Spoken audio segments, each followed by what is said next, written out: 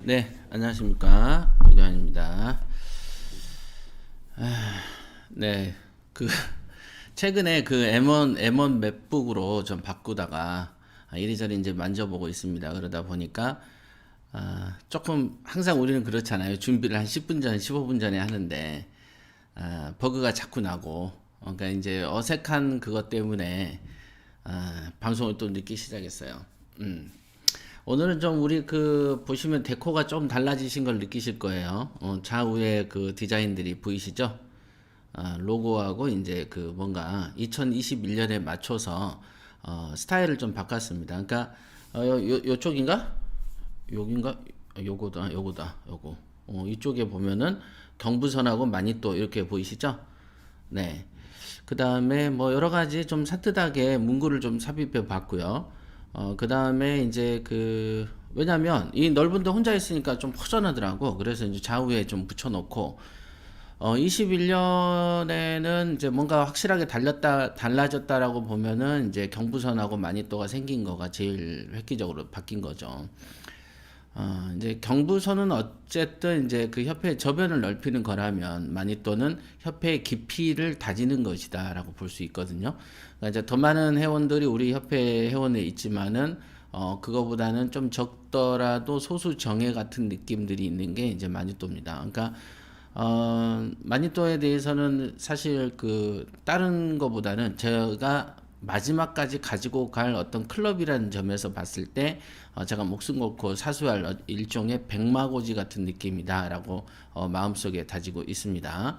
그러니까 이제 절대 이 영토는 뺏기지 않으리. 그러니까 이 지역은 청정구역이어야 한다. 요게 마니또입니다.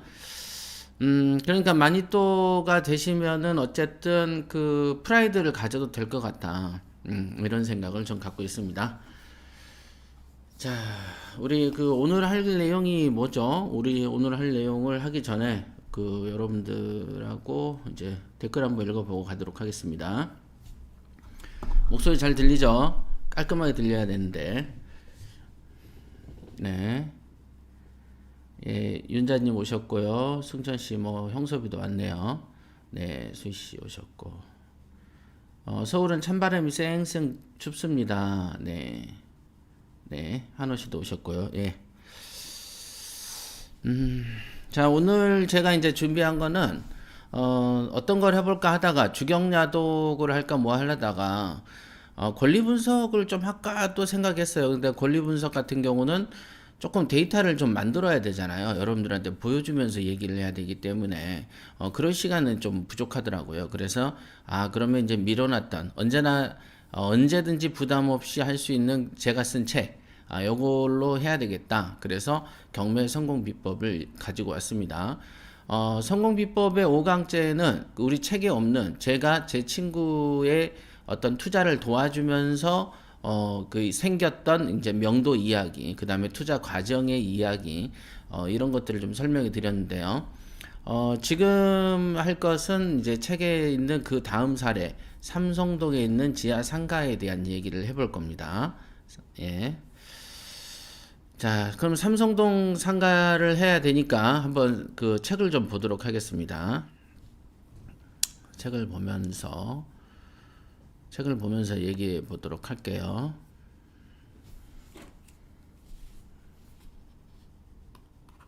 네. 네. 한번 이제 읽어보도록 하겠습니다. 이 삼성동 상가 같은 경우를 생각을 해볼 때, 사실은 생각할 거리가 되게 좀 많이 있는 것이 이겁니다. 그러니까 지금 사라고 해도 살 것 같기는 해요. 근데 이제 그 당시에는 지금 생각해봐도 IMF 때였고 부동산이 폭락하던 때였고요. 상가는 지금도 상가에 대해서는 상당히 부정적인 인식들이 있는데, 그럼에도 불구하고 IMF 때 모든 부동산과 모든 상가가 공실이 많이 난다라고 아침 저녁으로 뉴스가 나던 그때 상가라는 것이죠.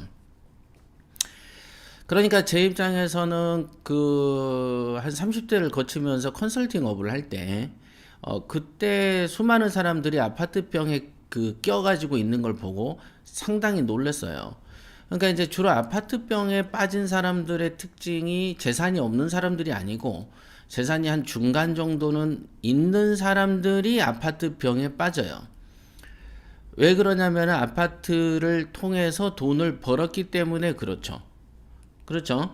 아파트 때문에 돈을 날렸다면은 아파트 병에 걸리진 않죠. 그러니까 아파트로 무슨 재미를 좀 본 사람들이 주로 아파트 병에 빠져 있는 경우가 있습니다.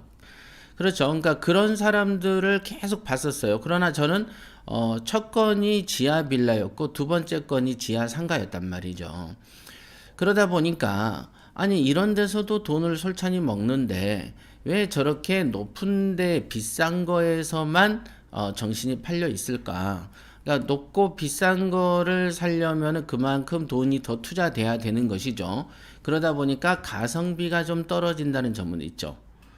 그러니까 우리가 흔히 말할 때 싼 게 비지떡이다라는 말들도 그 일리 있는 말이 맞습니다. 싼 거는 확실히 비지떡일 가능성이 농후합니다. 싼 거는.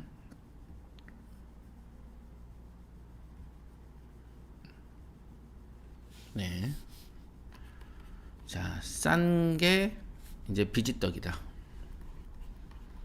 비지떡. 이런 이제 말이 있는데, 실제로 보면은 싼 거가 갖는 거는 확실히 좀 불편한 게 있어요. 그러니까 자동차도 비싼 거는 좀 안락함을 제공하는 반면에, 이제 싼 차 같은 경우는 아무래도 조금 덜 안락하고 조금 더 고장이 자주 나지 않습니까? 그러다 보니까 부동산에서도 싼 것을 기피하는 현상이 있는 건 맞아요. 그러니까 우리 이제 기초반에서도 어떤 분이 사진을 보더니 어떤 집은 이런 거는 그 가져라 해도 안 가질 것 같습니다라고 말하는 분도 계시거든요. 근데 이제 그런 경우의 사람들은 저는 아주 옛날 때부터 많이 듣고 그 봤던 경우이기 때문에 뭐 참 오랜만에 들어보니까 아 맞아 옛날에 이런 생각을 가진 사람들이 많이 있었어. 요즘이야 이제 교육만 하니까 제가 일방적으로 얘기하고 학생들은 그것을 따라 배우는 입장이다 보니까 어떤 개인들이 갖는 의견들이 저한테 올라오지 않겠지만 옛날에 이제 컨설팅을 할 때는 어떤 의견을 상담을 하다 보면 그 사람의 생각을 많이 알아야만 적합한 상담을 할 수 있기 때문에 질문을 좀 많이 하게 되고 그 과정 속에서 이제 다양한 사람들의 편견들을 수도 없이 듣게 되죠. 그러니까 그런 것 때문에 부자 마인드가 쓰여졌던 것도 사실이고요. 그래서 주로 보면은 아파트병이라는 거가 있었습니다. 아파트병. 아파트를 통해서 돈을 벌다 보니 빌라나 기타 등등에 대해서는 과히 좋은 감정을 느끼고 있지 않고 그러다 보니 어디 경매에 가서도 아파트만 얘기를 한단 말이죠. 그러나 물론 이분들 입장에서는 그럴 수는 있어요. 아파트를 소매로 사도 오르기 때문에 아파트를 사는 건 선호하고 경매인 도매 시장으로 샀을 때 아주 조금 정말로 조금이라도 싸게 사면 그냥 사도 오르는데 조금이라도 사면 더 오르니까 그래서 경매를 하겠다라고 오시는 분들이 사실 많이 있었습니다. 그러나 이제 제 입장에서는 항상 뭐였냐면은 경매라는 것은 도매 시장이고 도매 시장이라는 것은 싸게 산다는 것이기 때문에 싸게 산다라고 하는 그 메리트 이걸 특징이라고 한다면 이 특징을 최대한 살려야 되지 않겠느냐. 그죠? 도매 시장에서 굳이 들어와 가지고 정말 조금만 보고 이득 보고 소매 시장에서 오를 걸 기대하는 것 또한 어찌 보면 우리나라의 아파트의 속성상 올바른 선택이었을 수도 있겠습니다. 최근에 특히 이 정권 들어와서 막 이렇게 고공행진을 해버리니까 더더군다나 이 상황에서는 이게 아름답게 보일 수는 있습니다. 그러나 제가 늘 방송에서 말씀드렸고 최근에 주경야독에서도 설명드렸지만은 요렇게 급등하는 것은 10년, 20년 사이에 한 번이나 두 번 있는 일이고 우리가 사는 일반적인 부동산 투자에서는 해년마다 매 달마다도 이런 기적 같은 일을 만들어낼 수가 있기 때문에 굳이 요런 데다가 들어가서 5년 기다리고 10년 기다린다는 식의 어떤 투자를 하는 것은 비추죠. 그건 투자가 아니죠. 투자가 아니지. 공장에서 물건을 하나 생산했는데 뭐 한 5년에 한 개 생산하면 그거는 생산이라고 표현하지 않죠. 생산이라고 하려면은 언제든지 기계를 들여놓고 언제든지 만들어낼 수 있는 것을 생산이라고 표현하는 것이죠. 그러니까 내가 어떤 투자를 한다라고 말을 하면은 그 투자가 연이어지고 지속적으로 생산되는 어떤 뭐라고 해야 되나 횟수라든가 어떤 그런 게 좀 보장이 돼야 생산이라고 하고 그거를 투자라고 할 만한 표현할 만한 거죠. 그죠? 농사를 져도 그렇잖아요. 뭐 쌀 농사를 했는데 3년이나 5년에 한 번 나오는 것보다는 금년에 쌀 농사를 하면 금년에 먹어야지 쌀 농사라고 하는 것이죠. 그죠? 그런 거죠. 그런 차원에서 저 같은 경우는 도매 시장인 경매의 특징은 결국은 조금더라도 저렴하게 사는 게 특징이기 때문에 저렴하게 사는 이 특징만 이렇게 내가 이걸 갖고 간다면 굳이 소매 시장에서 오르면 더 좋고 안 올라도 상관없는 그런 어떤 정말로 어찌 보면은 제일 안정적인 제가 그랬잖아요. 경매는 되게 보수적인 사람들이 하는 것이고 경매는 되게 안정적인 사람들이 하는 것이다. 그러나 경매를 집에서 투자한다 할 때 부인이나 남편이 반대할 때는 뭐라 그럽니까? 야, 부동산을 하다가 사기당하는 거 아니냐? 재산 날리는 거 아니냐라고 말을 하죠. 그러니까 경매 자체가 안정적이고 보수적인데 그거보다 더 보수적인 사람들이 존재하긴 해요. 경매에서 망할 수 없는 구조임에도 그래도 위험하다고 느끼는 사람들이 있기는 있습니다. 그러니까 그러면 그 사람의 생각도 존중받아야 되느냐? 그건 아니다. 이거는 어떤 정견이라는 관점에서 봤을 때 그거는 왜곡된 시각을 갖고 있다라고 볼 수 있어요. 왜냐면은 부동산은 없어지지 않는다는 점, 싸게 살지 비싸게 살지는 동네 부동산 가서 물어보면 된다는 점, 그 다음에 동네 부동산을 가면 그 사람들이 여러분들이 생각하는 것보다 더 아름답게 가격을 불러주지 않는다는 점. 즉, 부동산에서는 극단적으로 항상 보수적으로 표현하기 때문에 부동산에서 들리는 얘기만 듣고 투자를 하면은 망할 일은 없습니다. 돈 벌 일도 없을 수도 있죠. 왜냐하면 떨어지니까. 그러나 그러니까 즉 무슨 말이냐면은 보수적이고 남의 말을 잘 믿는 걱정이 심한 사람들일수록 경매에 와서 망할 수가 없죠. 왜? 부동산에서 뻥을 안 치니까. 오히려 보수적으로 얘기를 해주니까. 그 금액을 듣고 낮게 쓰면 떨어질지언정 돈을 날릴 수는 없죠. 떨어진다는 것은 버스비나 밥값 정도를 날릴 수는 있겠네요.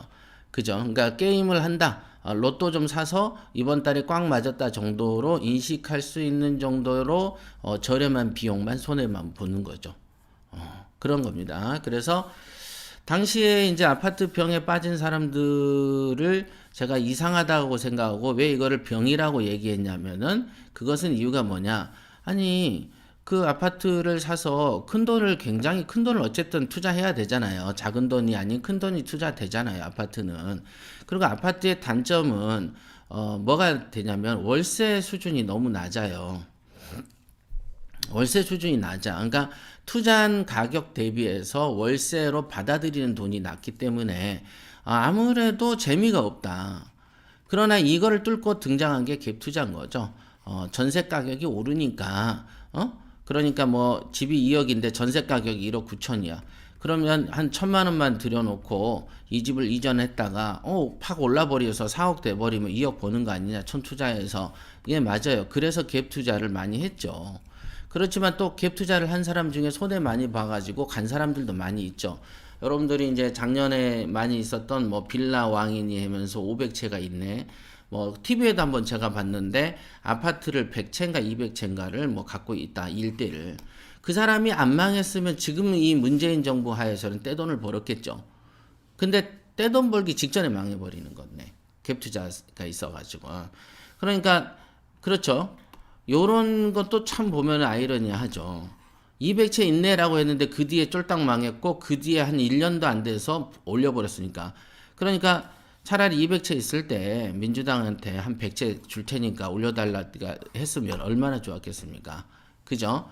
자, 이것도 재수고 운인 것이죠. 그러니까 갭 투자라는 것으로 돈을 번 사람도 있고 돈을 날린 사람도 있는 거고 그거는 시기를 잘 타야 되는 것이다. 그러나 저 같은 이제 경매 같은 경우는 시기를 탄다라는 느낌 자체가 없다. 그냥 내가 알아서 먹고 내가 알아서 적게 먹든 많이 먹든 내 마음이고 내가 알아서 먹는 거다. 그지만 만약에 시기가 좋아서 오르면 덕봐서 좋은 일이고 안 올라도 그러든지 말든지 하는 그야말로 유유자적이 되는 어떤 투자다. 그죠? 유유자적. 누구의 신세를 지지 않는 그래서 딱 이 자수성가하기에 좋은 스스로의 힘으로 어떤 재산을 부풀리기가 좋은 재테크가 이제 그 경매가 아닌가 뭐 이런 생각을 해봤습니다. 그래서 그 당시에 이제 자, 이 제목은 이렇게 잡아봤습니다. 저축할 겨를이 있겠냐 이거를 썼던 이유가 뭐냐면 당시의 이자율이 그 당시에 이자율이 한 2%가 안 됐던 것 같아요. 3% 미치야. 요즘에는 뭐 1%밖에 안 되잖아요. 1억을 은행에 넣어놔도 1년에 한 80만 원 정도 번다고 하지 않습니까? 위에 판서가 보이네요. 살짝 위에 뻗치네요. 잠깐만요. 그럼 요거를 조정을 하고 합시다. 또 판서를 할지 모르니까요. 잠깐 조정하겠습니다.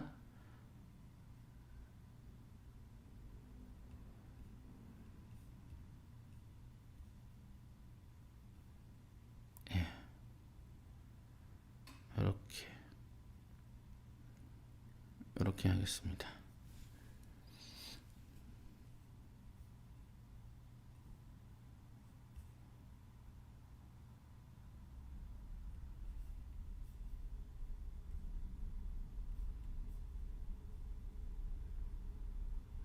네, 됐습니다. 판서를 오케이. 네. 그래서 그 당시에 이제 금리가 이제 낮은 상태였기 때문에 그래도 그 당시에는 참 그랬던 것 같아. 그때는 이제 주식도 별로 별 볼 일 없었지. 경매라는 것은 일반인들한테 대중한테 접근하기가 상당히 어려웠죠. 그랬습니다. 그런 상태였고, 맨 이제 부동산 투자한다고 그러면 맨 그 당시엔 기획부동산이 그렇게 많았어요. 2000년대 초반에 뭐 기획부동산에 속아서 눈물을 흘린 사람들이 어디 한둘이 아니었습니다. 그러니까 지금 생각해 보면은 참 보면은 정치하거나 권력을 가지거나 공무원들이 진짜 무식하다. 이런 거는 신문 한 줄만 봐가지고도 여기에 관한 입법을 문제를 해결할 수 있는데 항상 뭐든 이 국회의원들이 문제구나. 우리나라는 수준이 너무 떨어진다는 생각 많이 하죠. 그러니까 그냥 이제 그 국회의원만 되면 이런 거 잊어버리죠. 입법할 거 되게 많거든요. 지금 최근에 있었던 그 입양 아동의 학대 사건 같은 경우도 그거 법으로 좀만 고치면 돼요. 지금 최근에 하듯이 법을 뚝딱뚝딱 고쳐가지고 뭐 일주일도 안 돼서 법 하나씩 잘 만들던데 이런 법은 안 만들잖아요. 그죠? 누구도 아이디어를 내지 않습니다. 지금도. 그러니까 이거 진짜 수준이 너무 떨어진다는 생각 많이 하죠. 그 당시에도 그랬어요. 기획부동산에서 아침 저녁으로 뉴스가 나오고 신문이 나오고 항상 이 그 뭐 6천 날렸네, 1억 날렸네, 2억 날렸네 이런 일들이 비일비재했는데 누구도 신경을 안 쓰던데 누구도. 그러니까 야생의 사회에서 사는 거죠. 지금도 사실은 주식이 비정상적으로 폭등을 하면 이거를 관리하라고 있는 게 증권감독위원회고 금감위이고 증권감독위원회죠. 그 다음에 재경위 뭐 이런 건데 아무도 신경을 안 쓰잖아요. 국무총리니 누구니. 이거는 국가적으로 꽤 큰 문제로 다가올 것이 분명한데도 인식을 못하는 것이죠. 막 이렇게 이리저리 짬뽕이 섞여 있어요. 자, 그래서 그 당시에는 그 별다른 투자처가 없다 보니까 저축이라는 게 미덕이 되던 시절이었어요. 그 당시에. 그러니까 20년 전이었죠. 그래서 사람들이 항상 투자할 때 망설였어요. 제가 이 그 부자 마인드 책에 야 전세 들 돈이 있으면 전세 보증금을 빼가지고 월세로 가고 그래서 월세로 가고 전세 보증금 중에 목돈 있죠. 큰 돈이 있지 않습니까? 그 목돈을 가지고 경매로 투자를 하면 재산이 더 증가가 되는데 전세든 자가든 딸랑 어떤 재테크를 즉 재산을 증식시킬 수 있는 별다른 어떤 도구가 없는 사람이 집 하나 사놓고 거기에서 엉덩이를 깔고 앉아버린다든가 전세 보증금으로 거액을 들여놓고 그 다음에 어떤 투자처 없이 소액 작은 돈만 가지고 어떻게 재산을 부풀려 보려고 하는 이 행동들을 가지고 제가 많이 지적을 해줬었던 시기예요. 그래서 부자 마인드 책에 전세 살지 마세요 이렇게 썼던 것입니다. 그러니까 그 어떤 그 자기가 가진 재테크 능력이 적으면 적을수록 자본이라도 많아야 되는데 능력이 적은데 자본도 적으니까 100점 100패가 되는 것이죠.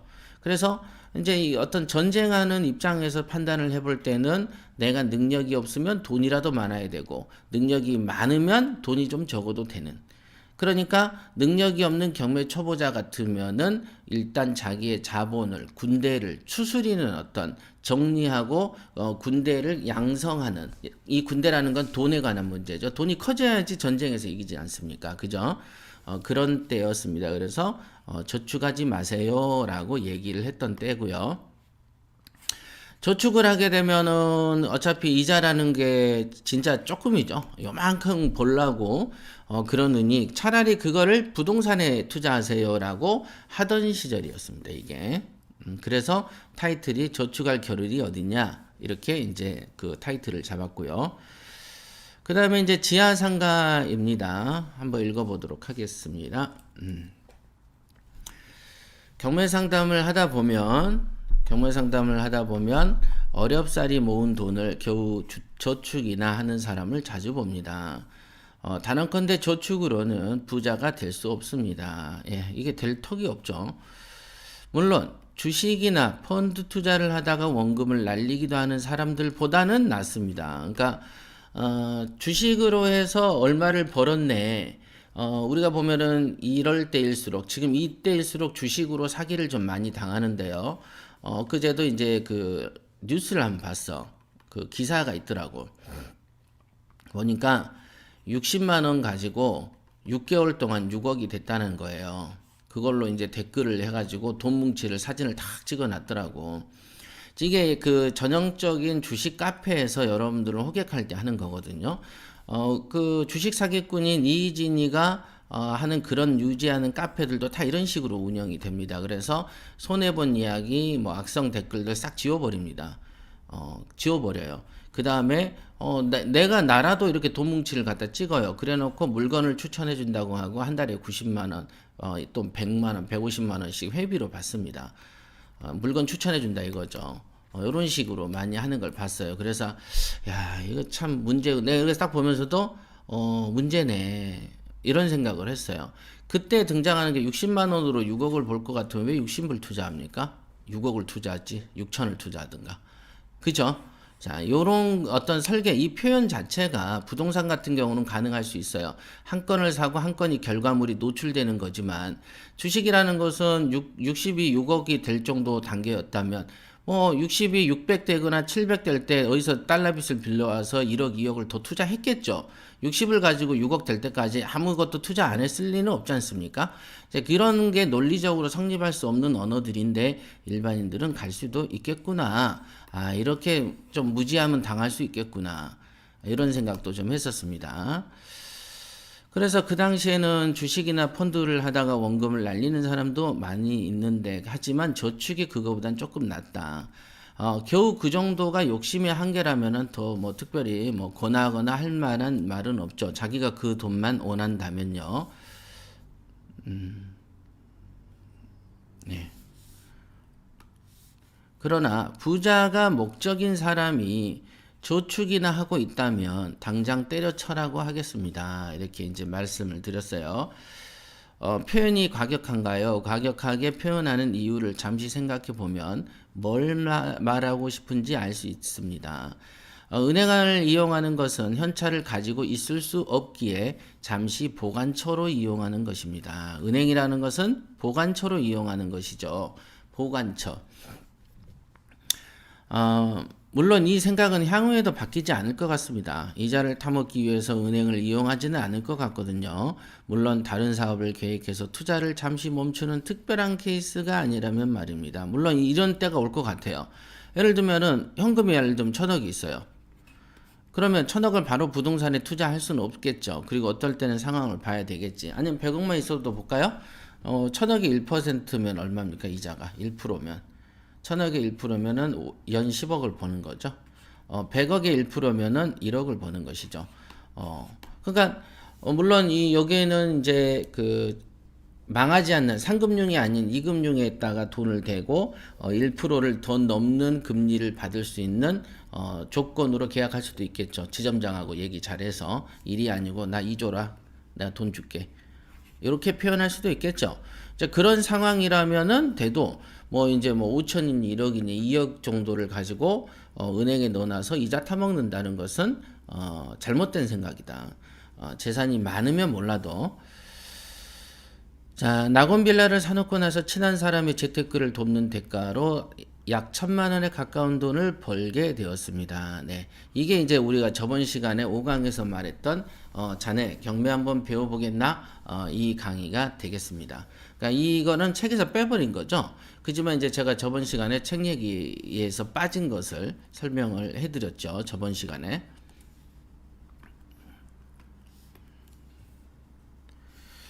자, 낙원빌라를 사놓고 나서 재테크를 돕는 대가인데 당시 29세였나 헷갈리지만 그 당시에는 사실 1,000만 원은 적은 돈이 아니었습니다. 지금도 작은 돈 아니죠. 지금도 작은 돈이 아니고 그때도 더 작은 돈이 아니었겠죠. 잠시 갖고 있다가 돈을 쓰기도 할 법도 한데 말이죠. 왜냐면 제 기억에 그 23살, 2살 뭐 이럴 때도 그 당시도 어디 가서 룸사롱 가면 50만 원, 100만 원 쓴다는 얘기가 있었던 시절이에요. 그러니까 한 뭐 1,000만 원 정도라고 하면은 어디 가서 이제 그 뭐 술을 마시고 양주를 마신다 그러면 뭐 보통 200만 원 정도 쓰고 그러죠. 그러니까 이제 그런 시절에서 제가 이제 그 일시에 이제 벌은 돈이 한 1,000만 원 정도 된다면 사실상 나이가 28, 9 되는 입장에서 그 1,000만 원 되는 돈의 일부라도 쓰고 뭔가 좀 누리려고 하는 속성이 있지 않겠습니까? 그러나 저는 이제 그런 속성 같은 건 애초에 없었고, 야, 이 돈이 한 푼이라도 단돈 1만 원이라도 줄어드는 게 싫더라고요. 그래서 이 돈으로 돈을 벌어야 되겠다. 왜냐하면 경매를 해서 돈을 버는 것을 안 해본 게 아니고 한번 해본 입장이고 또 한 번은 또 남을 해줘가지고 이득도 본 입장인데 그 입장에서 이 돈이 10만 원이라도 줄어든다면 내가 살 수 있는 물건을 못 사지 않겠습니까? 그러니까 이 투자금을 손대고 싶지 않더라는 거죠. 이거를 있는 그대로 보존한 채로 투자가 되는 길을 모색했고 그래서 이제 물건을 조사하기 시작했죠. 사실 지금은 물건 검색을 수시로 하기 때문에 시중에 깔린 경매 물건을 죄다 알고 있다. 이게 이제 이 시점이 이미 이래도기를 개발해서 하던 때가 넘은 것이죠. 그 당시에 투자를 할 때는 이래도기라는 개념이 전혀 없었습니다. 이 과정 이후에 경매를 이제 사채도 하고 뭐 또 하다가 이리저리 풍파를 겪은 연후에 그 다음에 경매를 내가 직업으로 평생을 가져가야 되겠다라고 판단한 거죠. 그게 아마 이 시점 기준으로 한 2년에서 3년 후일 겁니다. 그래서 한 3년 정도 지났을 때 이제 내가 경매를 본업으로 해야 되겠다라고 마음을 먹었을 때 내가 이걸 본업으로 뛰어든다면 당연히 고수가 되어야 될 것이고 고수가 되어야 된다면 거기에 걸맞는 트레이닝이라는 게 있어야 되는 것이지 기존의 그 고수를 목표로 하기 이전 단계에서 하던 짓을 똑같이 해가지고는 고수가 된다는 거는 합리적이지 않죠. 그러니까 고수가 되기 위해서 어떤 특별한 훈련이라는 걸 해야 되겠다. 우리가 그러잖아요. 우리가 내가 그냥 동네에서 누군가가 이렇게 그 삥 뜯으려 그러면 걔만 그냥 턱을 이렇게 때리면 되는 정도의 훈련을 하다가 이번에는 그게 아니고 내가 조금 몇 놈을 더 패야 되겠어 라고 생각을 한다면은 우리가 벽에 돈을 주고 동대문에서 샌드백을 사다가 벽에다 걸어놓고 치는 연습도 하고 그 다음에 무거운 쌀자루를 던지는 유도식으로 몸이 부딪혔을 때 몸을 이렇게 부딪혀서 넘기는 뭐 그런 연습도 따로 하지 않습니까? 그런 것처럼 그 연습이 지나지 않고서는 과거랑 똑같은 실력일 수밖에 없는 것이죠. 그래서 어떤 직업적으로 내가 쇼부를 봐야 되겠다고 생각이 든다면 거기에 필요한 특별한 남이 안 하는 훈련을 해야 되는 것이죠. 그래서 남이 안 가지고 있는 눈을 떠야 되기 때문에 그때 이래독이라는 게 개발된 거죠. 그 전에는 저도 이래독이라는 개념 자체도 존재하지 않았고 물건을 여러분들 보듯이 찬찬히 살펴보던 시절이었습니다. 찬찬히. 자, 그런 시절이었다. 네.